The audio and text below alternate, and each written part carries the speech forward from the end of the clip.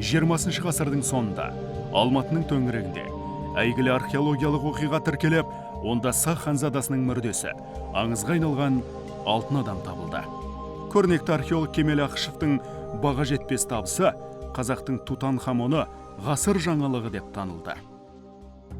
Бүгінгі күні еліміздің қалыптасуы мен дамуын көрсететін археологиялық қазыналарымыз бен құнды жәдігерлеріміз Қазақстан Республикасы ұлттық музейінің басты экспонаттары болып табылады. 2017 жылы рухани жаңғыру бағдарламасының аясында алтын адамның әлем музейлеріндегі шеруі жобасы жүзеге асырылды. Осылай Қазақстан Республикасы Мәдениет және спорт министрлігінің қолдауымен тәуелсіз Қазақстанның нышаны алтын адам халықаралық сапарын бастады. Ал 2018 жылы Қазақстанның Өзбекстандағы жылын Ұлы дала тарих және мәдениет көрмесімен сақ жауынгер ашып, шеруін Солтүстік Македония, Түркия, Малайзияда жалғастырды. Биылғы өтіп бара жатқан жылдың соңғы сапары көне Элладада болмақ. Қазақстанның тарихи мұрасына айналған жәдігерлер біздің дәуірімізге дейінгі 7-ші мыңжылдықта құрылған Грекия астанасы Афинаға жол тартты.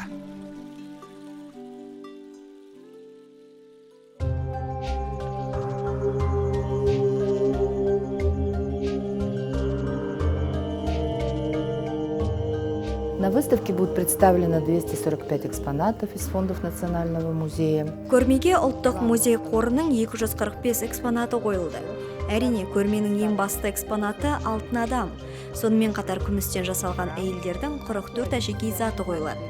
Қазақстанның барлық өңірлерінен жиналған археологиялық жәдігерлер темір дәуірі, неолитке және қола дәуіріне жатады. Оның ішінде ерекше атап өтетіні сыртында жазуы бар күміс ыдыс. Ол тек Қазақстанның емес, Орта Азияның да өте көне жазба ескерткіші. Оның екі жолында 26 белгі бар. Бірақ ғалымдар ол белгілердің мағынасын әлі тапқан жоқ. Меніңше, бұлар көрменің ең керемет экспонаттары болады. Пожалуй, один из самых уникальных экспонатов нашей выставки.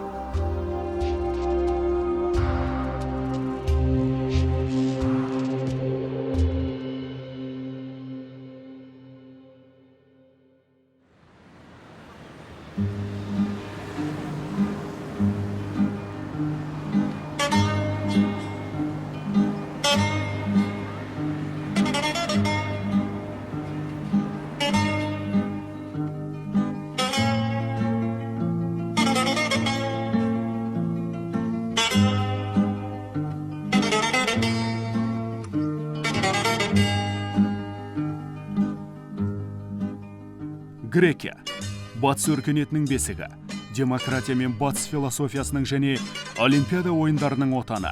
Балқан түбегінің оңтүстік бөлігінде орналасқан антикалық мемлекет мыңжылдықтар бойы негізгі мәдени орталық болды. Ал көне грекиялық тарихшылар Геродот, Ксенофонт, Птолемей және Страбонның еңбектерінде дала тұрғындары азиялық скифтер деген атаумен сақталған. Көне грек тарихшылары көшпелі сақтардың тұрмысы мен мәдениетін, мінезі мен жауынгерлік рухын жазып қалдырған.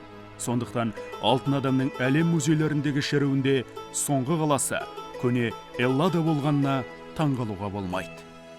Геродоттың өзінің отанына, содан кейін Аристей Проконийский, басқа философтары бар. Одиссея, Илиаданы жазған жазушылар, ақындары, солардың еңбектерінде біздің дала мәдениет туралы құндылықты, көптеген құндылықты деректер бар. Солардың ішінде Аримаспалар туралы, Одиссеяның өзінде, Эсхилдің поэмасында Римаспея дегендерде біздің даламызда өмір сүрген, мифқа айналып кеткен халықтар туралы деректері бар. Біз әлі күнге дейін соны пайдаланамыз. Ерте темір дәуірінің ортасында аяғына таман қарым-қатынастардың болғандығын айтамыз. Олардың саяхатшылары бізге келіп, содан кейін біздің ата-бабаларымыздың көптеген құндылықтарын сол өздерінің халқына, мынау көне гректердің арасына таратқан, солардың мифологиясына, басқа әдебиетіне көп әсер еткен деген сияқты тұжырымдарды біз қазір көп жасап жүрміз.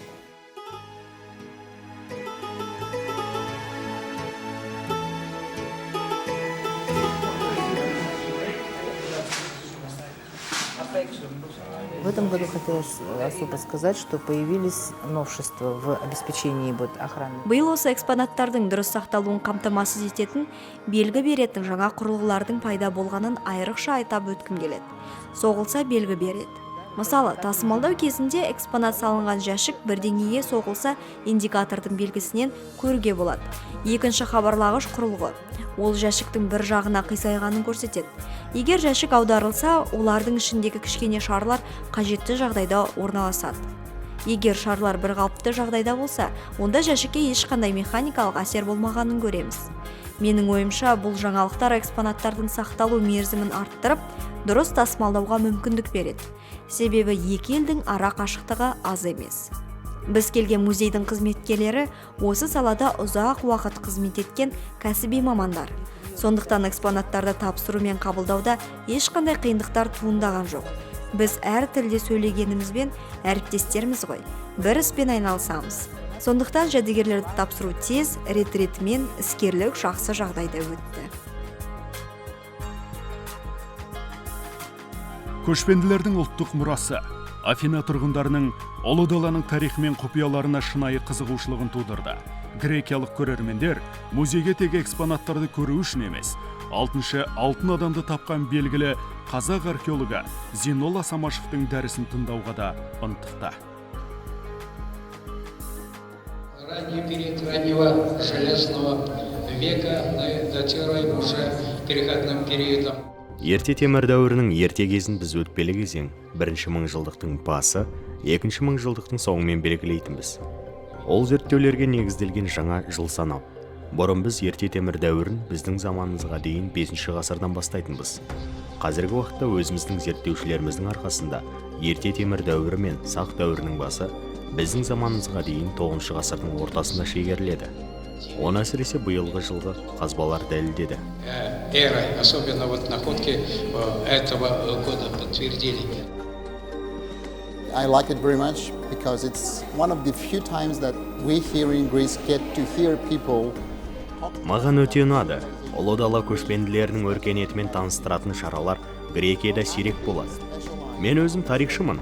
Көшпенділердің өмірін зерттеумен айналысамын. Сондықтан профессор Самашев айтқан кейбір мәліметтерді аздап болса да білемін. Бірақ көптеген адамдар бұл туралы ештеңе білмейді.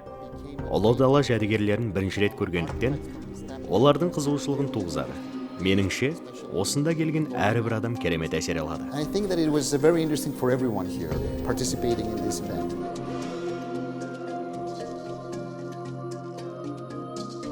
Шествие Золотого человека появилось в Европе, и мы хотим показать сейчас европейским странам, что... Алтын адам шеруі Еуропада жалғасуда.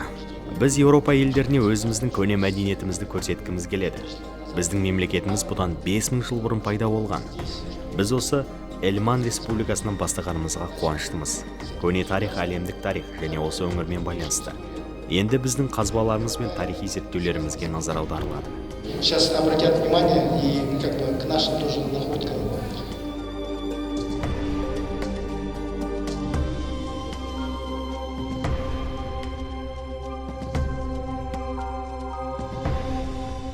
От Карпат до Памира и Алтая были заселены племенами и народностями, которых греки... Міне, картадан көргеніміздей, Памирден Алтайға дейінгі жерді гректер, скиф, ал парсылар сақтар деп аталған тайпалар және халықтар мекендеген. Бүгін Афинада көрсетіліп жатқан экспонаттар соның ішінде алтын адам сол дәуірге жатады. Және тәуелсіз Қазақстанның ең белгілі және сүйікті нышаны болып табылады. Бұл жоба бірлескен археологиялық экспедицияның құрылуына берік негіз болады. Қазақстанда 120 мыңға жуық грек халқы тұрған. Бұл аз емес, бірақ көбі тарихи отандарына оралады. Олар өз мәдениеттерін сақтап, Қазақстанда білім алды. Сондықтан біздің мәдениетіміз бен тарихымыз жайлы көп нәрсе біледі. Бізден үйренгендерін осында келген. Бұл жер олардың тарихи отаны. Сондықтан ол адамдар екі ел арасындағы дәнекер іспеттес. Қазіргі уақытта біз осы жанды көпірді орната білуіміз керек. The ancient writers used to write a lot about the people of the steppe and the people that were in the north. Бұрынырақта афиналық жазушылар да дала халқы жайлы, солтүстік шығыста тұрған адамдар жайлы көп жазған. Ол адамдар бізде неоклассикалық өркениет болған кезде өмір сүрген. Сондықтан сол дәуірдің экспонаттарын көру өте қызықты. Себебі бізді басқа өркениеттерде қызықтырады.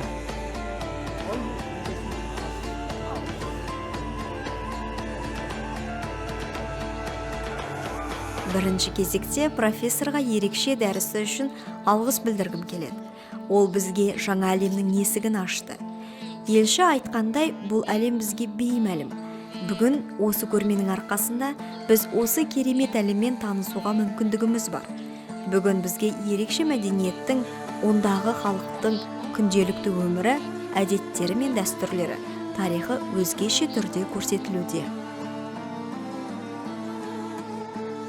Осы бірлескен шара көрмені ұйымдастырудағы қолдау үшін Эпиграфилия музейге мәдениет және спорт министрлігінің алғысын білдіргім келеді.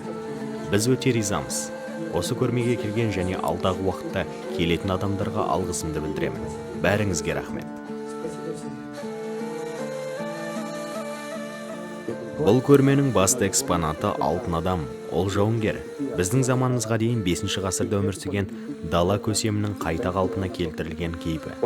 Ол заманауи Қазақстанның нышаны, ал оның киімі мен әшекейлер әдемілігі және дала өркениетіне тән орындалу шеберлігімен таң қалдырады.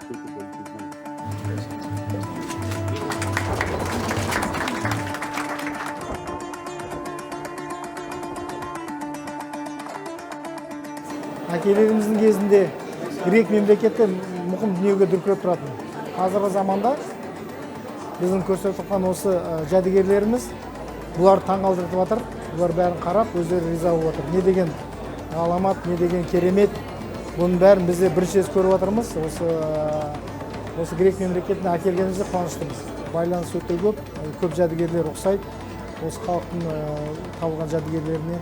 Сол үшін енді бір жағынан біздің мемлекетімізді осы тарапта, осы жақта көрсін деп, білсін деп, сол үшін грек мемлекетіне келіп отырмыз. We have, as regards civilization, sedentary people are radically different than nomads. Біздің ата-бабаларымыз көне өркениетіміз көшпенділердікінен түбегейлі түрде ерекше. Бірақ ғасырлар бойы олар бір-бірімен байланыс орнатып, ойлары, көркем дүниелері, қолөнер кәсібімен алмасып отырған. Осылайша олар әсіресе ұлы ескендердің тұсында бір-бірімен жақындай түскен. Біз Орта Азияда болып көшпенділермен байланыс орнаттық. Біз бір-бірімізді ерте заманнан белгілейміз. In Central Asia, we came into contact with nomadic nations. We know them from very far behind in the past. We have a long relationship with steppe people. 3,000 before Christ, we have tombs where we found jewelry, people with gold ornaments. Бізде де алтын әшекейлі адамдардың қабірі табылған. Ол біздің дәуірімізге дейін 3-ші мыңжылдыққа жатады. 500 before Christ. And also, if you have visited Афинаның ұлттық музейінде біздің дәуірімізге дейін 3-ші мыңжылдықтан біздің дәуірімізге дейін 1-ші мыңжылдыққа дейінгі алтын бетперделер сақталған. Корольдердің алтын бетперделері олардың бейіттерінен табылған. But also that's in Mycenaean period, that 1,500, 1,400 before Christ. Выставка великолепная, очень интересные экспонаты. Көрме тамаша, экспонаттар өте қызықты. Кейбір заттар керемет таңғалдырады. Металды, алтынды, скиф алтынын өңдеу жұмыстары.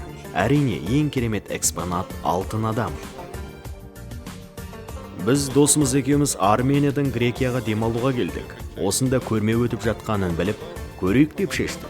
Біз бұл көрменің бүкіл әлем бойынша өтіп жатқанын да білдік. Экспозициялар бізге өте ұнады. I'm very touched. Мен осы көрмеде көрген жәдігерлерден өте қатты әсер алдым. Себебі олар біздің археологиялық заттарымызбен бір дәуірден.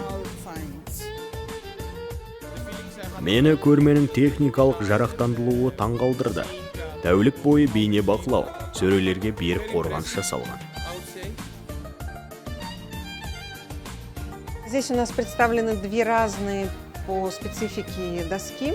Гость выставки Бұл жерде бір-бірінен ерекше екі тақта қойылған. Көрмеге келуші қолын тигізгенде осында сипатталған дәстүр көрсетіледі. Екінші стендте Қазақстанның картасы бейнеленген.